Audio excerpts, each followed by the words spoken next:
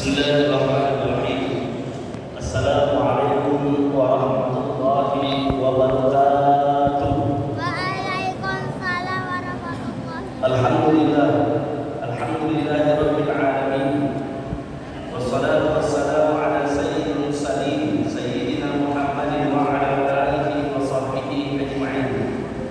Amma ba'du, subhanaka la ilma lana illa ma 'allamtana innaka antal alimul hakim. Subhanaka la fahma lana illa ma fahamtana innaka antal jawwadul karim. Amma ba'du, Bapak-bapak, Ibu jamaah salat Isya dan Tahajud yang dirahmati Allah Subhanahu wa taala. Senantiasa kita bersyukur kepada Allah dan bersalawat kepada Rasulullah sallallahu alaihi wasallam. Oleh karena pada malam hari ini kita berada di bulan Ramadan, bulan yang ditunggu-tunggu oleh kaum muslimin, bulan yang dimana kita berdoa, Allahumma barik lana fi Rajab wa Sya'ban wa ballighna Ramadan. Ya Allah, berkailah kami di bulan Rajab dan bulan Sya'ban, sampaikanlah kami di bulan Ramadan. Dan kita sudah berada di bulan Ramadan, maka bersyukurlah kepada Allah karena kita berada di bulan yang diberkahi oleh Allah Subhanahu wa taala. Dalam Al-Qur'an ada disebutkan 12 bulan, 12 syahra fi kitabillah. Dari 12 bulan hanya satu bulan yang disebutkan namanya dalam Al-Qur'an, yaitu bulan Ramadan. Syahrul Ramadan alladzi unzila fihi Al-Qur'an. Dalam Al-Qur'an banyak diceritakan tentang wanita-wanita salehah, tetapi hanya satu namanya yang disebutkan, yaitu Siti Maryam. Dalam kaidah tafsir, sesuatu yang disebutkan namanya, maka sesungguhnya sesuatu itu memiliki keistimewaan dan spesial bagi Allah Subhanahu wa taala. Kalau kita membuka Al-Qur'an, malaikat disebutkan, diperintahkan kita percaya kepada 10 malaikat. Tapi kalau kita buka Al-Qur'an, hanya 2 malaikat yang disebutkan dalam Al-Qur'an, yaitu malaikat Jibril dan malaikat Mikail. Menunjukkan bahwa bulan Ramadan adalah bulan yang spesial. Karena spesialnya itu ada satu ibadah, yaitu ibadah puasa. Kita sudah menjalankan ibadah puasa 2 hari mengikuti pemerintah dan 3 hari mengikuti pendapat Muhammadiyah. Saya diberikan amanah untuk membahas pentingnya berilmu sebelum menjalankan ibadah puasa. Dalam Al-Quran, mungkin di awal sudah disampaikan Quran surah Al-Baqarah ayat 183. Allah berfirman, "A'udzu billahi minasyaitonir rajim. Ya ayyuhalladzina amanu kutiba 'alaikumus shiyam kama kutiba 'alal ladzina min qablikum la'allakum tattaqun." Wahai orang-orang yang beriman, diwajibkan atas kalian berpuasa sebagaimana diwajibkan atas orang-orang sebelum kalian, agar supaya menjadi orang yang bertakwa.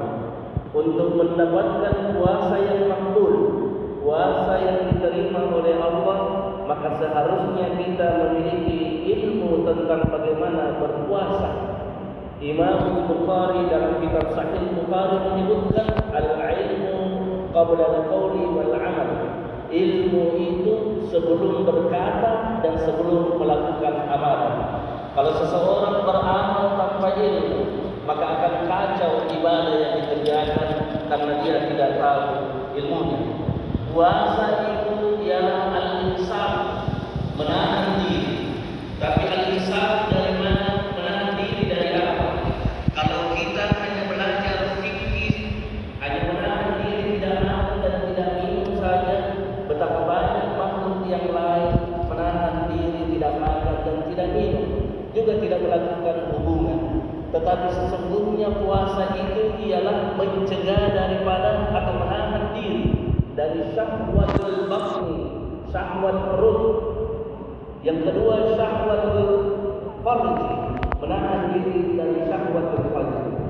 Maka syahwat perut ini banyak macamnya yang mengantarkan seseorang untuk melakukan apa-apa yang diinginkan baik secara halal, itu dicegah. Makan dan minum itu halal, tetapi dicegah di bulan Kenapa? Karena agar supaya syahwatul batni itu bisa dikendalikan, syahwatnya perut ini kita bisa atur. Oleh karena itu, agar supaya puasa kita senantiasa mendapatkan keberkahan, jangan sampai kita berpuasa sebagaimana dalam hadis, kan min shaimin laisa lahu siyamun illa al-ju'i wal 'atash. Ada kalanya orang yang berpuasa itu hanya menahan diri, hanya mendapatkan lapar dan haus saja. Kenapa? Tidak ada pahala puasanya. Sementara yang kita inginkan ialah puasa kita makbul, diterima oleh Allah dan sahih menurut aturan syariat. Kalau dalam syariat orang yang boleh berpuasa sebagaimana ayat Al-Quran, kalau kita buka Al-Quran tentang sholat tidak ada dirincikan bagaimana caranya sholat, tentang zakat tidak ada dirincikan bagaimana caranya zakat, tentang haji tidak ada dirincikan bagaimana caranya haji. Tetapi puasa itu dirincikan mulai dari ayat 183 sampai 187. Kapan orang puasa? Siapa boleh berpuasa? Kalau tidak puasa bagaimana seharusnya? Dan seterusnya itu dirincikan di dalam Al-Quran mulai 183 sampai 187. Oleh karena itu, untuk supaya kita memahami puasa, selayaknya kita untuk membaca kembali Quran surah Al-Baqarah ayat 183 sampai 187. Karena kalau kita bicara tentang ilmu puasa tidak cukup kalau cuma 7 menit atau 10 menit. Oleh karena itu, mari kita membaca ayat-ayat tentang puasa. Saya ingin menitipkan di sela-sela ayat puasa ini ada amalan-amalan terbaik. Kalau Bapak buka 183 sampai 187, ada amalan terbaik minimal ada 4. Yang pertama, saya sebut saja karena waktu terbatas. Yang pertama ialah di dalam Al-Quran surah Al-Baqarah ayat 184, setelah Allah berbicara tentang siapa yang tidak bisa berpuasa, fa'iddatun min ayyamin ukhar wa 'alal ladzina yutiqunahu fidyatun ta'amu miskin faman tatawwa khairan fa huwa khairun lahu. Amalan pertama ialah faman tatawwa khairan. Kalau kita sedang berpuasa, lakukanlah amalan tambahan. Apa amalan tambahan itu? Ialah bersedekah, memberikan sesuatu kepada orang yang membutuhkan. Maka yang pertama antara ayat puasa satu dengan seterusnya ada tersembunyi amalan tatawwu, dan amalan tatawwu dalam kitab tafsir dijelaskan ialah memberikan sedekah. Maka perbanyaklah memberikan buka puasa. Yang kedua, ayat selanjutnya disebutkan syahrul Ramadan alladzi unzila fihi al-Qur'an. Maka ayat ini menunjukkan kita untuk mentadarus Al-Qur'an, bukan membaca saja. Kalau membaca hanya kita baca saja, tapi kalau tadarus kita paham artinya. Sementara Al-Quran hudan linnas, petunjuk untuk manusia. Bagaimana caranya menjadi petunjuk kalau kita tidak paham Al-Quran? Makanya paling bagus Bapak-bapak kalau ada salat Isya dan tarawih, bawa catatan, dicatat apa yang dikaji ketika penceramah itu ceramah. Maka yang kedua ialah anjuran memahami Al-Quran sebagai hudan linnas wa bayyinatin minal huda wal furqan. Yang ketiga, perintah untuk berdoa, karena orang yang